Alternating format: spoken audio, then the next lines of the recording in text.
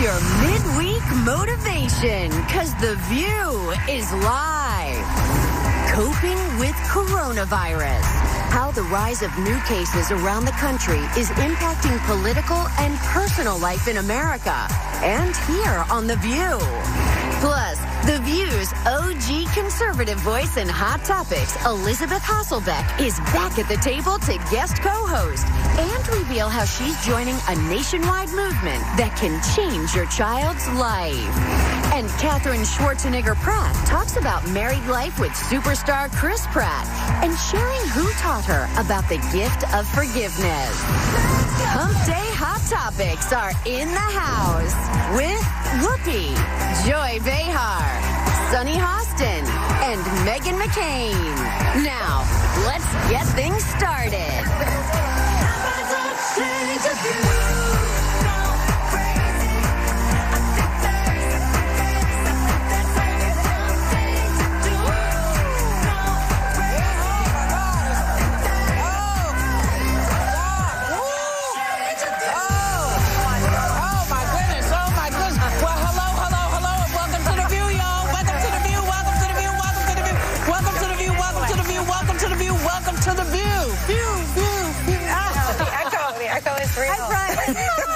Hi, Brian. There's no audience. Yes, I was just about to sort of mention that because it's a historic day on the Sorry, I jumped the gun for you. Listen, it's that kind of day. We are thrilled to welcome back first our friend and former co-host, Elizabeth Hasselbeck. Thanks for having me. Yes. I'll go on and hug everybody. We're hugging. I can only. But you want to hug me more than ever. I do, but I have self-control. That's right. We have to take the proper precautions. That's right. Even though you want to hug. I brought you all a little something from Tennessee. These are 615 hats. What's 615 mean? So 615, the area code in Nashville. But as we know, Nashville and surrounding towns suffered a horrific tornado. Yes, they did. Just over a week ago. So I'm here. I'm wearing a bunch of Nashville gear. I'm happy to be a neighbor there and happy to be a friend there. It's been a really hard week. I spoke with the First Lady Maria Lee's office yesterday, and I have to say the response in terms of volunteers has been awesome. The devastation is real. Tim and I were walking around Donaldson Christian School with Principal Singer there and his team, and to see a schoolroom shattered, alphabet cards on the ground, and the devastation was... it rocked our hearts, but I have to tell you, the soul and spirit of Nashville is so alive. They have never seen more volunteers. They called for 30,000 volunteers, 20,000 volunteers one day, 30,000 showed up. The Red Cross said they've never seen a city respond this way to crisis with their own neighbors and volunteers. Well, we did after 9/11. New York responded. That's right. That's right. And so I do, and I think having lived in New York City and lived in Nashville, you get to see that the devastation is real. The damage is, I mean, unbelievable, you guys, if you can walk through there. But God is really keeping his promise through his people. They're showing up, literally volunteers. When Tim and I were walking around, I just heard this over and over again. What do you need? And how can I help? And people just got to work. It was so remarkable. I'm so thankful and proud to live in a place like that where the neighbors show up when hard times come up. And if anybody wants to join us and be a neighbor, you can check out the View's website. There are a few foundations there. You can help get that school back on track with supplies they need it, and you can help the city just come back the way it should come back. But just know we're in the best hands with our governor. We've got the best set of neighbors, and I'm thankful to be one of them. I love it. Hey, Candy, we can hear you. What the hell? Because we're on television. Candy. We're on television, Candy. Candy's in the audience. Yeah, we're just trying to figure it out. And so now, there's some things you just, it's going to be like this for the next 45 minutes. So just sit back and enjoy the show. Brian's so much closer. What a week. He's so much closer now. Well, now I'm scared because he's right there. I think it's in the 6 foot. But, you know, it's the I'm like kind of into it. Oh, good. Like that I'm kind he's of closer? Just no audience. Like I'm kind of, it like reminds You like me. this? I do, but I'm also like a news person. Well, it feels like cable. Yeah. Are you introverted? Very. I mean, this like, is good for you. I'm like, kind of into where are it. my friends? Yeah. Sorry. No, it's it's cable news, though, doesn't it? So here's what I was going to say. We're not at home. No. Right. Yeah. We're actually still on TV. television. So the coronavirus situation is still developing. And for the first time ever, as you can see, if you looked around, we made the decision them not to have a studio audience, and this is unprecedented. This has never happened on You didn't do it after 9/11? They a week later they came back and they had an audience, but they did not. I think once they were off the air, they were off the air, and then they came back the following week and they had an audience. But this has never happened before. So apparently there are 1,000 confirmed cases of the virus in the U.S. Keep in mind how many people actually are in the U.S. 1,000 cases.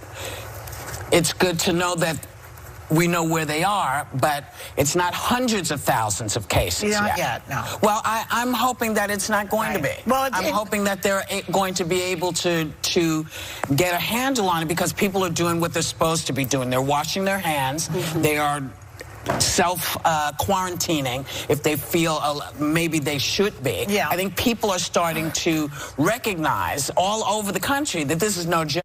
CDC's recommendation of social distancing is why we are audience-free today, and why we're not the only ones following. Public events are being canceled across the country, schools are being shut down, and people are working from home.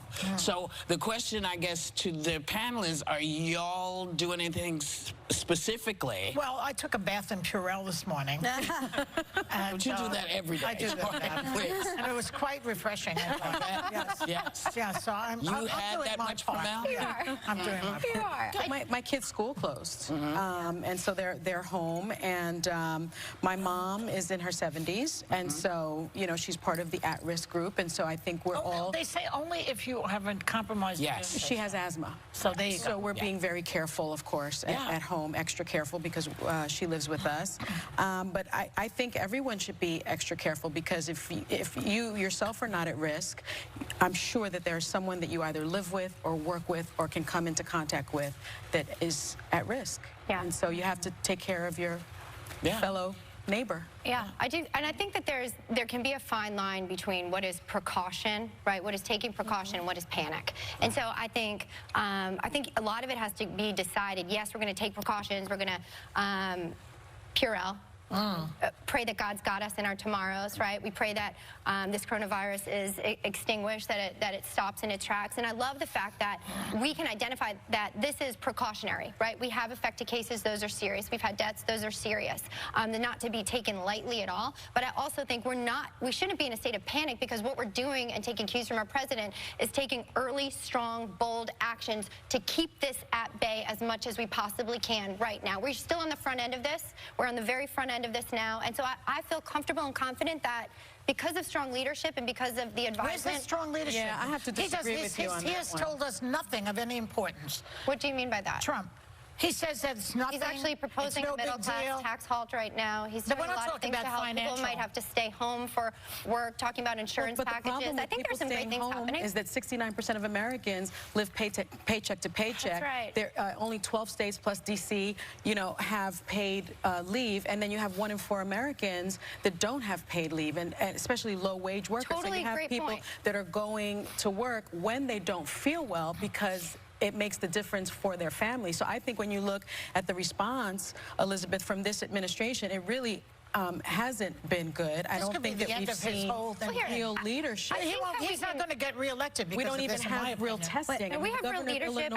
But the governor of Illinois was on television just this morning, and he said that he's been on the phone with the federal government, and they don't have enough testing capabilities. And they've had a lot of deaths, not a lot of deaths, but they've had 19 cases detected in Illinois. He himself didn't he shake hands with Doug Collins the other day, who also was in contact with somebody who had the coronavirus, and he has not gotten tested. Have you gotten tested? No, there's no test Why? kits. There are no test kits. Well, here's the deal. If the president's medical advisor, his chief physician, says that he has no... I only believe Fauci. Well, believe both. I think we should prepare. I think we should pray. I'm not going to let coronavirus rule me and let it be an idol. I'm going to use Purell. I'm not listening to Dr. Bonespurs either. I'm not. Here's the deal. We are in a position right now, economically and from a national security standpoint, to be able to withstand and take care of our people right now. And these early actions by the president on travel restrictions, et cetera, I do believe long-term will help our country. I'm trying to create a system in even our home. We've got kids who are super worried about this or having anxiety about this. I think we need to look out for helpers. We've got chief medical officers who are telling us to take precautions. We're doing that. We've got an economy right now that has had a buffer and is going strong that can handle it. Really? Yes. The stock market's in the toilet. Right now, but we have had a buffer over time that can absorb this. And I do think our leadership right now is pointing us to say, hey, this is not a panic situation. This is a precautionary situation. We're going to use Purell, wash our hands, and we're going to be okay, guys. How can it not be a panic situation when you have people dying from this? You have. Can I talk? Yes. Okay, great. Okay, I think both things can be true. I think we can have a robust economy, and you're 100% right. We are the country, I would say, is the most capable of handling this than any other country. I think part of the problem is Trump keeps telling Americans, stay calm, it will just go away. It's really working out. And we're seeing the death rate and cases go up, and people are saying because the testing kits aren't here in the way that they should be, there's probably more cases than we realize. And I think it's different for someone like my friends living in Arizona. Like, they're just not at the same panic level that like New Yorkers are. Sure. So I do think this could be something that like the coastal elites are feeling in a different way than people in the middle of the country, which is more than fine. But I will say the political implications of this could be staggering. Bernie Sanders and Joe Biden have both canceled all their rallies for the foreseeable future. And the idea of having a presidential race where you can't have the president, and I assume he'll cancel his rallies as well, doing any kind of rope lines whatsoever, make no mistake the kind of impact one-on-one interactions can have with people. And I do think that if people start getting really scared and people start panicking because they're not secure about what's happening, then I do think things could get a whole lot worse. Here's what I know. I think that fear and isolation are tools of the enemy, and I think right now in this time of physical isolation, or if you have to desocialize, find a way to love somebody and hug them in a way that you can, because we need our hearts and our heads to be cared for as well. And I do think we're in a state where we can love each other well during this also. I'm going to love you very well right now and tell you we have to leave. We have to leave, but we're coming back. Where are we going? We're coming back. Thanks so much. Later, Biden's big win. Will Bernie throw in the towel after Joe Biden racks up game-changing primary wins? And is yesterday's campaign trail confrontation a red flag for Joe in a general election? I did not say that. I did not say that. Tomorrow on The View, we're diving into all the hottest topics happening now. Oh, snap. Well, excuse me. Plus, the fabulous Regina Hall is bringing her view. Tomorrow on ABC. I just want to say to the audience, you're very loud today. We just got the news that Harvey Weinstein was sentenced to 23 years in prison. Yeah. Even though his lawyers were asking for 5 years because his life has already been so ruined. Oh, is that so? And, wow. He's an older man and he shouldn't. Well, if you keep your business where it's supposed to be, people are not going to come for you. Yeah, Just don't rape and sexually assault people. Can you break down the 23 years? Like, how does that happen? Well, he was convicted of 2 counts. One had an exposure of up to 25 years, and the other one had an exposure up to 4 years. And so really he had an exposure up to 29 years, which tells me this judge gave him almost the maximum. Almost. And the prosecution in this case, in a letter to the judge, outlined 36 prior bad acts. So not the cases that he was convicted of, but all the other things that he was accused of, and that you had people like Annabella Sciorra testify to. Yeah. And that can be considered. She alleged that he raped her, I believe. Yes, and so I think that this judge considered all of that and gave him what really is almost a life sentence for someone like Harvey, because he's 67. Yes. Bye-bye, Harvey. And he also has 4 more counts that he has to face in Los Angeles. He's got to go to L.A. now. Wow. I think, you're probably not going to get out. No, I don't think so. You know what he said in court today? He said that men facing allegations in the Me Too movement are being accused of, quote, things that none of us understand, end quote, saying he was confused by the rape case about to put him in prison. Thousands of men are losing due process. I'm worried about this country. Just had due process. You just literally had due process. Yeah, this is so he still doesn't get it. Because in his mind it was consensual. Yeah. Because he has a psychosis. Yeah. There's something wrong with his head. Isn't that incredible? He still doesn't get it. No. All these men think it's consensual. It's and every one of them says that he was into it. You're not letting him off the hook because it's something in his head, you're saying. No. Okay. I just want to. No. He's saying he still doesn't get it. There's something wrong Did any with of you people ever like meet that. him? Yeah. Yeah, I did twice, and I keep thinking about it in my head because he was like such a, and nothing, it was in public and like whatever, but he was like such a physically intimidating man. Huge. Large and tall. And I remember, even at the time, one time I was on a date, and the guy I was on a date with knew him. No, I was on a date with another man, and the man knew him, and he came over, and I remember him being like, oh, I know Meghan McCain, and like nothing had ever happened, but even at the time I remember being like it's kind of like a weird, it wasn't like, oh, hi, it's a pleasure to meet you. So I can't imagine if you're like an actress or someone coming up, he clearly like felt, and this is like I don't compare my experience at all, it's just weird to think about. It stuck out in my head because there's some men that you meet that just clearly feel like spaces that you can kind of boundaries. You know, we were talking about Chris Matthews last week. Oh, wait, last final thing. Ronan Farrow win all the awards, get everything, because this is his doing and his, and he's really looking out for women in the country, and we have to give it, because NBC tried to kill this story from him. True. So that's a good reminder. Really good. Sorry. You were about to say. Well, we were talking about Chris Matthews last week, you know, who basically didn't, I don't believe, and you can correct me, I don't think he touched anybody, didn't intimidate anybody, but he did say to a girl, you know, you look gorgeous or something, and I could really fall in love with you. They felt that he sexually harassed them. But to me, people are complaining all weekend to me that my stance on him was too strict, that he was shouldn't have been fired. Even Bill Maher was saying it's ridiculous, it's cancel culture, etc. But I was thinking, well, why is it that a girl would not like that, or a woman, a young woman, would not like somebody saying, I could fall in love with you? Well, it's flirting. That's what it is. It's flirting.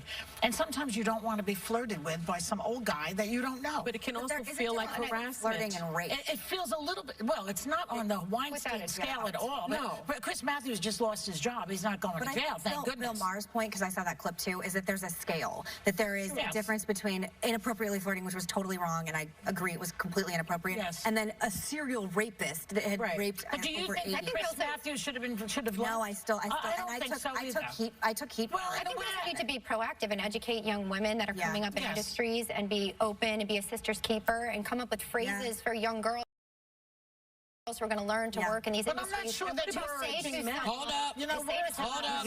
We can come back to this because it's really a good conversation, one that needs to be happening. But we'll be right back. Okay. Harry and Meghan just made their last official engagement as royals, and a lot of people were reading a lot of stuff into their awkward exchange with William and Kate.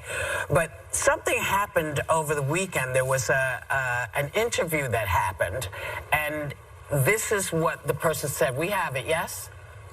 Okay. I think what has really, really upset the British public is that Meghan Markle, who many people consider is only, 5 clicks up from trailer trash, has actually tried to disrespect the Queen. Wow. Now, I can't imagine what she meant by that. Well, but you know, the Meghan Markle is still a duchess, and this woman is going through people's garbage to find dish and dirt on people. If anybody's trailer trash, it's her. Wow. That was shocking. It was what an idiot. It was just loathsome and shocking and despicable. And I know that you know Harry, Prince Harry, very well, Whoopi. I know when I saw that in real time this weekend, I just thought to myself, my goodness, that is why they are leaving. The UK. That is, you know, you heard all of these things about how Duchess Meghan had been treated, and maybe perhaps it was overblown. Well, no, it wasn't overblown, because that is how she was treated. I don't remember them saying anybody else was trailer trash. No. When they were white people. Well, they did. They used to say that Wallace Simpson was trailer trash, except they didn't say trailer trash because they weren't really talking about trailers. But, Kate, she was considered... That was low. And the Duchess Kate is not from royalty.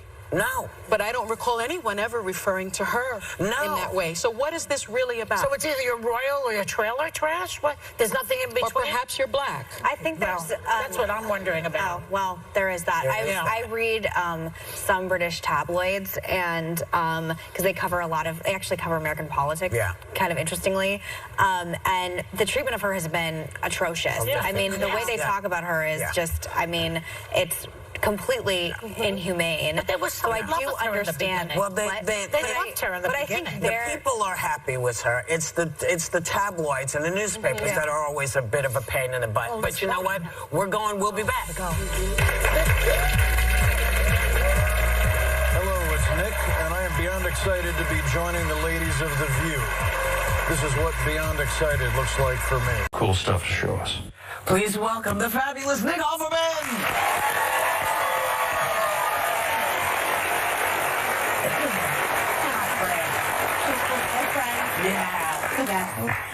Well, Mr. Offerman, last week you posted a picture on Twitter of yourself voting in front of the building that served as the very Pawnee City Hall from Parks and Rec. That's right. You voted, amazing. You voted for Elizabeth Warren. You're a big supporter. Obviously, she's since dropped out. So now what? Now we have to make a less smart choice, apparently. But I think there's still a candidate talking about getting everybody health care. That seems like a pretty good idea. Oh, so I'll probably swing my attention. Bernie, that's his name. Yeah, Bernie, yeah. Yeah. Well, the other one wants everyone to have health care, too. It's just a different form. Right. It is a different form. I mean, it's a shame. We had such an amazing spread of choices. We love Cory Booker and Kamala in our house. And but, you know, anything, it's amazing to have a real meal being prepared for us rather than the sad fare we're being fed at the moment. Yes, the crumbs.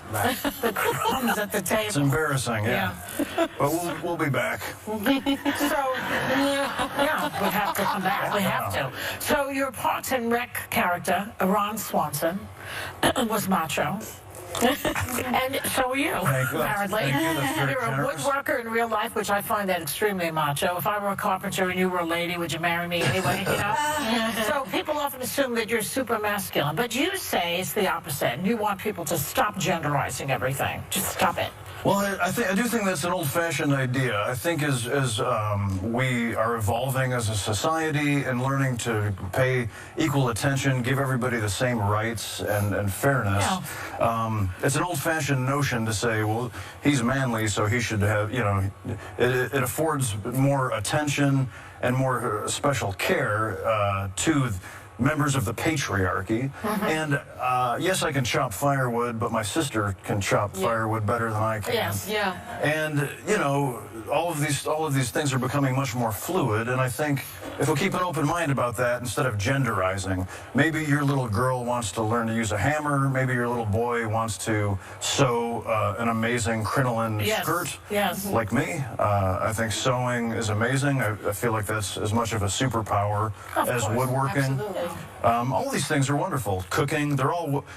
Making anything with your hands is a great way to say I love you to somebody else. And whether you're male or female or non-conforming, you can do those things.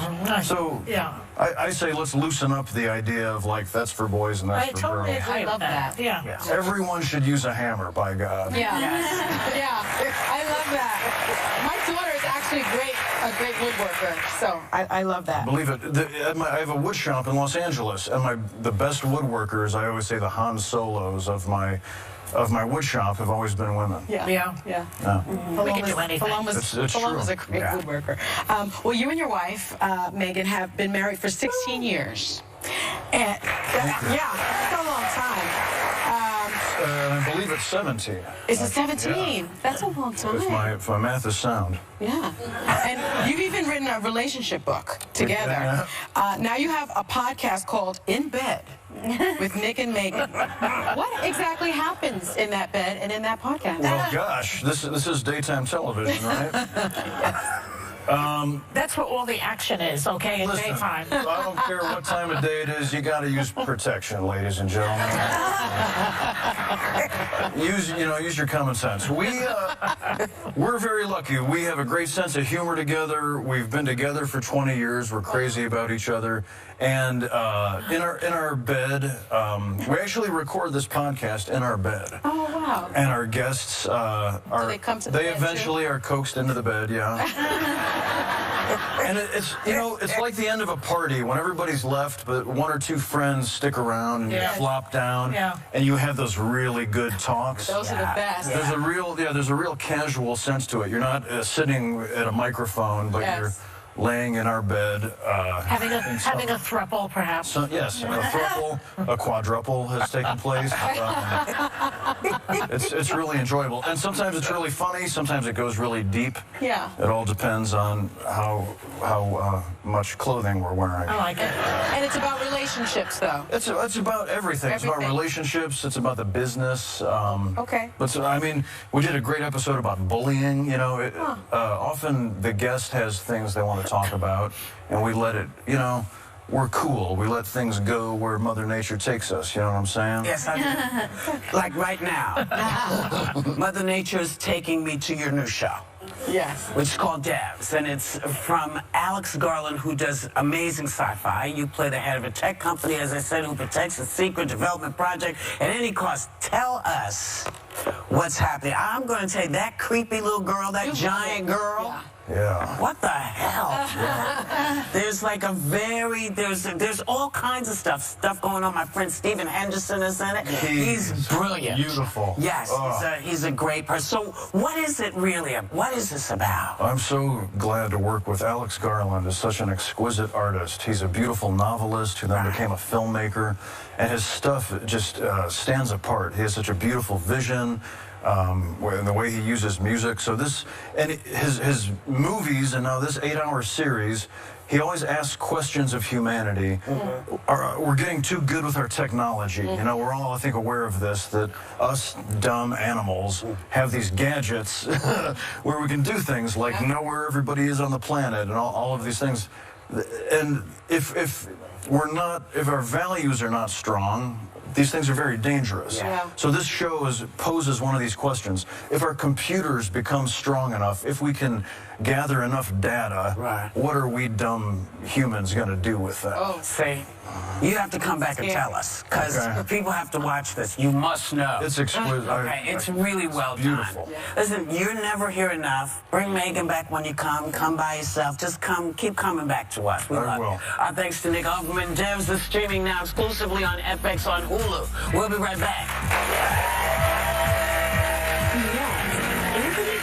Takes you on his epic journey through all 3 blockbuster Star Wars trilogies and reveals what the future holds for C-3PO.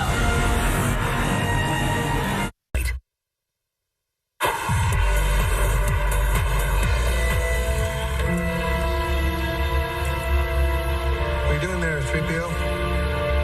Taking one last look, sir, at my friends.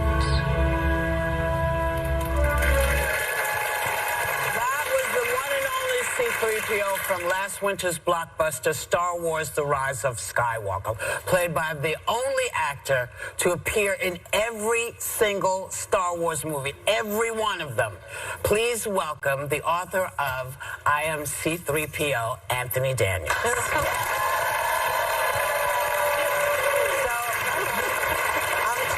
In 1975, when you met with George Lucas, you were apprehensive about taking this part on. No, I wasn't apprehensive at all. No, I just didn't want it. I was insulted. I was a serious actor. Oh, yes. The sort of being in a robot suit disguised in science fiction. Right. Back in the day, that wasn't very popular. Right. But then you saw the check. Are you kidding? I'm still waiting. What I did see was what you call a production still. Right. How a character might look, and it was drawn. Look at it, by Ralph McQuarrie, painted. And totally, I stared at that picture, and it's changed my life. Totally changed my life. A piece of artwork. Wow. Yes. Wow. Well, C-3PO is one of the most beloved characters in movie history of all time ever. I mean, C-3PO, what can you say about it that hasn't been said? It's incredible. Why do you think he's such an iconic character? Well, being a machine, George Lucas and the writers gave him all sorts of attributes that wouldn't normally be ascribed to a human being. Right. You know, at the age of 6, you're told to, grow up, be a man, or that kind of thing. 3PO never learnt this kind of. He just said, I'm afraid. I want to go home. And that speaks to so many of us. And what's coming out now is that he really has connected with people who are a little sensitive to being out in society and so on. And people write to me and say how 3PO on the screen helped them to deal with life. That's lovely. It's a gift. Very nice. Very good. And your voice is very iconic also. Well, the voice. The voice. But I heard that George Lucas wanted a different way to go. Yeah, what does he know? No, I didn't realize. He never said, because he did it like a Bronx car dealer. He never said it. He just said action. And I went, oh, hello, I am C-3PO. Oh. Hate it. But he thought he could change it afterwards, you see, because so many things get changed in post-production. You know, you can put a voice on anything. But 3PO was a kind of entire figure: voice, look, character, attitude. Yeah. And I'm very grateful to get my voice. But he wanted a Bronx car dealer. Yeah, he thought that would be a fun thing, a taxi driver type thing. I mean, think of that now. I can't imagine it. You're very kind. I hate that. Thank you. It's terrible. I was telling you before, C-3PO is my favorite character because I'm a little neurotic. Yes. Yeah. Well, you're not alone. We're, you know, living in this society is kind of difficult. It's hard. Well, The Rise of Skywalker marks the end of the latest Star Wars trilogy. Yeah. But will we see C-3PO again? Oh, he's not over. I said to JJ when we were filming, JJ Abrams, you know, maybe it's time to put 3PO to sleep, you know, to give him an end. And he said, not on my watch. But one of the great things that happened is that back in the day, 1975, you couldn't have video in your home. It didn't exist. Big TV studios, you could have it. Now, it's gone through all the iterations from Laserdisc to whatever. And now you do have it, first of all, downloadable this month. And at the end of the month, you can actually buy it on disc. And here's the important thing. When you have it on disc, you have control. Right. In the movie theater, it whizzes by. Right. At home, you can say, oh, I want to see Anthony Daniels in that scene again. Speaking of friends and stuff, I heard you brought some friends with you. Should we bring them out? Is that all right? Yes, let me do that. Yes. Oh.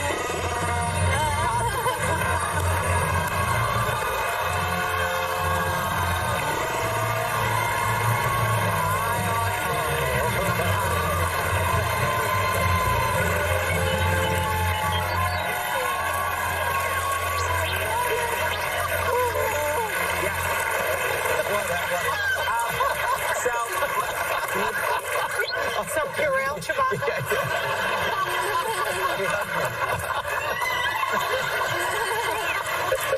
I don't want them getting sick either.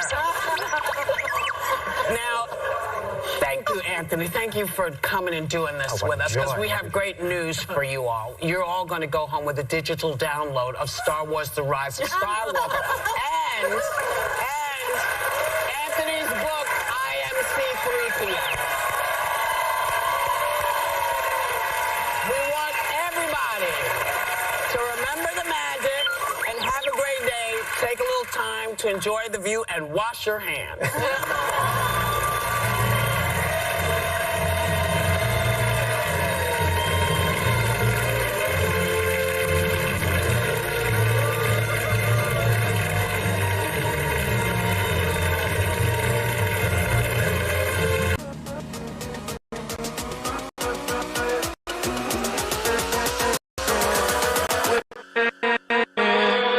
With